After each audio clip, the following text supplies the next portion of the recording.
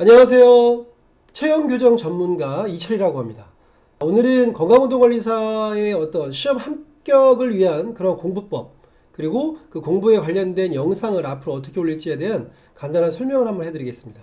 자, 앞으로 건강운동관리사에 대한 준비를 하고 계신 분들은 이 영상이 많은 도움이 될 거라고 생각하고 있고요.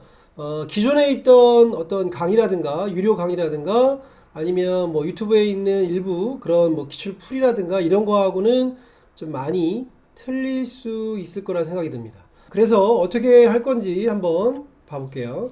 자, 건운사를 공부할 때 건강운동관리사를 줄임말이죠. 건운사라고 하는 것은 공부가 상당히 어렵습니다. 하루에 2~3시간씩 뭐 7~8개월 해가지고 합격하신 분도 계시고 뭐 1~2년 공부했는데도 합격 못 하신 분 계시고, 공부라는 거는 뭐 운발도 필요하고요. 여러 가지 방법을 어떻게 하느냐가 또 가장 중요한 요소일 수도 있습니다. 그래서 맨날 공부라고 하는 거를 책만 파고 있지 말고 그것보다 좀 더 다각도로의 어떤 새로운 방법론이나 이런 거를 한번 찾아보기 위해서, 그런 걸 알려주기 위해서 시험 합격을 위한 영상을 한번 지속적으로 올려드리겠습니다. 거기에 따른 첫 번째는 단계별 기출풀이입니다. 자, 기출풀이라고 하면은 이제 그동안에 시험 봤던 기출문제를 풀이를 할 건데요. 이거를 맨 윗단에 놓은 이유가 있습니다. 어떤 분은 내용도 하나도 모르고 난 노베이스인데 기출풀이를 어떻게 하느냐? 상관없습니다. 일단 한국말로 쓰여있기 때문에 읽어보는 겁니다.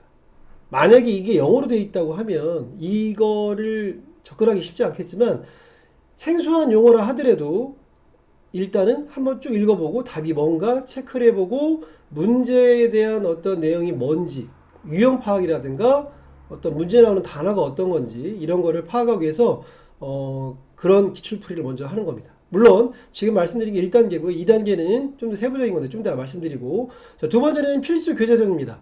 대부분의 사람들이 좀 전에 얘기했던 것처럼 필수 교재를 뭐 예를 들면 뭐 이런 책이 있죠.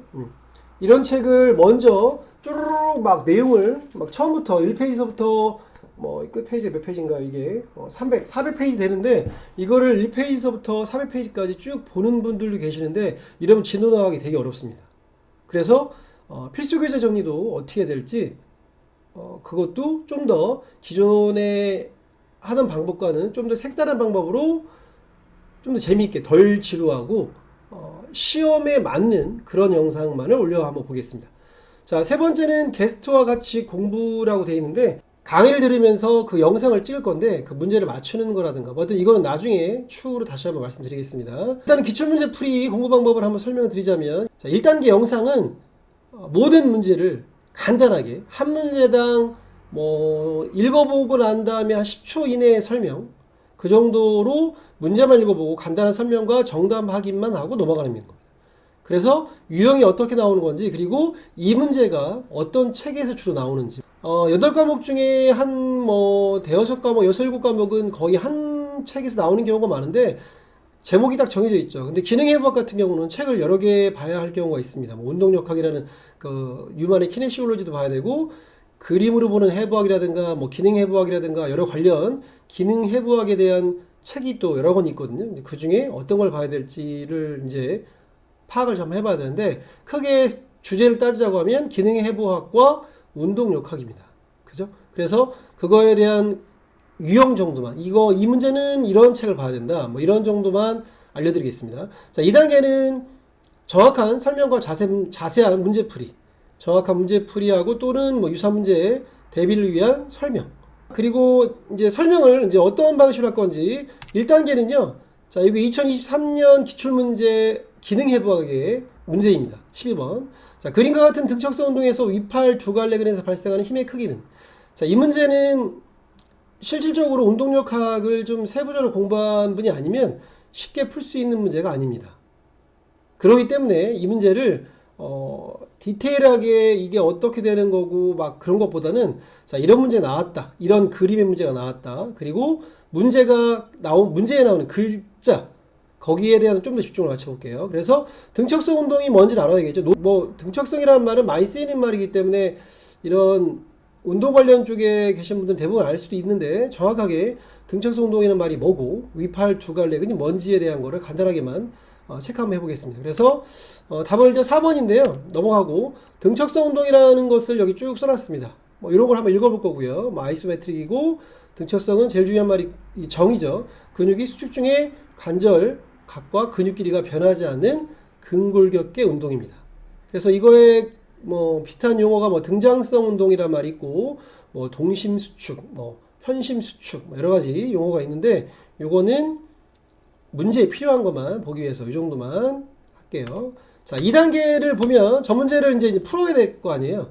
그래서 이 문제를 풀으려면 알아야 될 게 뭐냐면, 자, 토크가 과연 무엇인지, 토크란 말이 상당히 많이 나옵니다. 뭐, 기출문제 기능해부학 편에 최소한 한두 번 이상은 이 단어가 나오는데, 토크라는 것은 간단하게 그냥 돌림 힘, 회전력, 회전하면서 힘이 들어가는 거.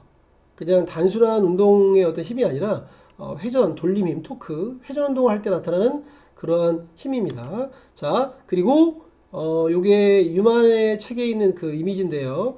인터널 폴스하고 익스터널 폴스 토크, 인터널 토크와 익스터널 토크가 똑같아야 됩니다. 등척성 운동이기 때문에 움직이진 않아야 되잖아요. 등척성 운동이라는 거. 그래서 근육의 수축의 힘과 이 추의 무게라든가 팔의 무게에 따른 힘이 같아야 되기 때문에 내적 토크와 외적 토크의 힘이 같다라는 공식을 알아야 됩니다. 자, 그래서 여기 모멘트 8이라는 말이 나오는데, 모멘트 8은 간단하게 설명하자면 요 돌림축이라는 말이 있잖아요. 돌림축이 이 움직이는 축, 요 축에서부터의 거리가 모멘트 8입니다. 그래서 이 근육에 쓰이는 힘의 모멘트 8은 여기 정도까지 거리고요. 여기 들어가는 힘의 모멘트 8은 이 힘의 여기서부터 여기까지 거리가 같아야 된다는 얘기입니다. 자, 다시 얘기하면 이게 외적인 토크, 이게 내적인 토크입니다. 그래서 요 공식을 알고 있어야 풀 수 있는 문제입니다.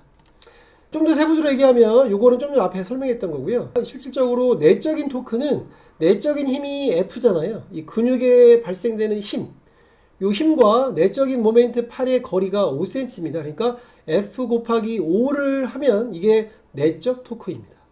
근데 우리가 지금 F를 구하는 거잖아요. 그러니까 F를 우리 방정식이라는 어떤 수학적인 거에서 우리 수학에서 X라고 하는데 이걸 X값이라고, F값이겠죠. F값을 구하는 거고, 자, 외적 토크는 실질적으로 지금 여기 힘이 50N과 100N이라는 두 개가 들어가 있습니다. 만약에 이 추의 무게가 없으면 요것만 구하면 되는데 지금 이 무게가 따로 여기에 손에 실려져 있기 때문에 외적 토크는 두 개를 구해야 됩니다. 자, 그럼 첫 번째 50N에 따르는 외적 토크는 모멘트 8이 이 축에서부터의 거리라고 했잖아요. 직선 거리. 그래서 15cm 곱하기 50입니다. 자, 또 하나의 추의 무게에 대한 그 외적 토크는 이 100N 곱하기 여기서부터 여기까지 거리입니다. 뭐 여기서부터 여기까지 거리 15cm라는 게 아니라 이 무게에 걸려있는 여기서부터 돌림축까지. 그러니까 총 30cm입니다. 30cm 곱하기 100입니다. 자, 이걸 더하면 이게 외적 토크예요. 그러면 이 외적 토크와 5 곱하기 F하고 같아야 됩니다. 자, 그래서 F를 구하려면 F는 5를 넘겨야 돼, 이항해야 되니까 넘기면 얘가 곱하기가 나누기로 바뀌죠. 그래서 3750 나누기 5로 해서 750N이 됩니다. 그래서 정답은 4번입니다. 자, 이런 식으로 설명한 게 일단 2단계라고 알고 계시면 되고요. 물론 이렇게까지보다도 더 간단하게 설명할 수 있어요. 그래서 이렇게 하고, 그 다음에 다른 거, 이제 아까 거는 운동력학에 관련된 문제이고요. 이번에는 기능해부학에 관련된 문제를 한번 들여다보겠습니다. 자, 이것도 마찬가지 2023년 기출문제, 기능해부학 기출문제인데 13번입니다. 손과 손목에서 가장 먼 쪽에 디지털 파트에 위치한 것은 무엇인가? 여기 있는, 자, 요거 붓돌기, 작은마루뼈, 손배뼈, 반달뼈, 요거에 대한 그림을 보고 외워야겠죠. 그래서 근육의 기시정 지점, 뼈의 이름, 뼈에 부착된 지점, 요런 거에 대한 거를 다 지금 일일이 찾아보기보다는 요런 용어가 있다. 그리고 아까 제가 말씀드린 대로 이 문제에 한번 집중해보자. 손과 손목에서 가장 먼 쪽이라는 말은 손과 손목은 뭔지는 알고 있고요. 가장 먼 쪽이라는 말이 좀 더 집중을 해야 되는데, 여기서 중요한 말은 먼 쪽이라는 말이 디지털 파트라고 써있는 영어로, 자, 요거는 원위부, 근위부, 옛날 말로는 지금 원위부라고 돼 있어서 이거의 기준점은, 먼 쪽이라는 기준점은 몸통입니다. 내 몸에서 멀리 있는 것과 몸에서 가까운 쪽. 먼 쪽은 디지털 파트, 원이브, 가까운 쪽에는 프락시멀이라고 해서 근이브라고 되어 있는데, 지금 우리가 풀고자 하는 문제는 손과 손목에서 가장 먼 쪽이라서 약간 헷갈릴 수 있어요. 그냥 이 문제가 어떻게 보면은 손목에 있는 뼈 중에 가장 먼 쪽에 위치한 거라고 얘기가 되어 있으면 좀 더 쉬운데, 문제를 약간 애매모호하게 냈습니다. 그래서 손과 손목에서 가장 먼 쪽이라는 말이 약간 헷갈릴 수 있어요. 그냥 여기서 정답과 한번 비교해보면 그냥 원이브 이 말 집중하지 말고, 여기에 관련된 손과 손목에 있는 뼈들 중에 가장 먼 쪽에 위치한 것은. 자, 1단계는 요거에 대한 설명을 이제 하고요. 2단계는 이제 그걸 문제 풀이를 해야 되겠죠. 자, 여기서 이런 거를 봐야 됩니다. 요게 기능해부학이라는 책에 있는 이미지인데요. 자, 여기서 손목과 손이라 그랬잖아요. 그래서 손에 있는 요 뼈와 손목에 있는 요 뼈인데, 그냥 요거 자세하게 나온 것보다도 여기는 붓돌기가 있기 때문에, 그래서 붓돌기는 요 부분이고요. 요게 노뼈에 있는 부위고요. 그리고 나머지 작은 마른 뼈, 손배뼈, 반달뼈는 이 손목에 있는 요 뼈들입니다. 자, 그래서 이것들이 가장 내 몸에서 멀리 있는 것은, 얘는 일단 손목에 있는 게 아니라 이 아래팔에 있는 거잖아요. 노뼈에 부착되어 있는 거기 때문에 몸에 가장 가까운 겁니다. 거꾸로 얘기해서 이 네 가지를 주어주고 가장 가까이 근위부, 프락시멀한 뼈는 어떤 거냐고 물어보면은 붓돌기겠죠. 그래서 요거를 정답은 그냥 보면 작은 마른 뼈를 알 수 있습니다. 그래서 붓돌기는 여기 있는 거죠. 여기 팔이 있으면. 그래서 이 네 가지 중에 여기가 작은 마른 뼈가 가장 멀리 있다. 네, 참 이런 문제까지 다 외워야 되니. 그러니까 어떻게 보면은 여기 나오는 모든 단어 뼈 이름을 다 외워야겠죠. 그쵸? 뭐 어떤 게 나올지 모르니까 뭐 노뼈 좌뼈는 뭐 당연히 외워야 되고, 그래서 이렇게 풀 수 있는 겁니다. 자, 이런 식으로 레벨별 문제를 풀어주는 영상을 올릴 건데요. 빠르게 1단계 풀이를 한번 준비해서 올려보도록 하겠습니다. 자, 이상으로 마치겠습니다.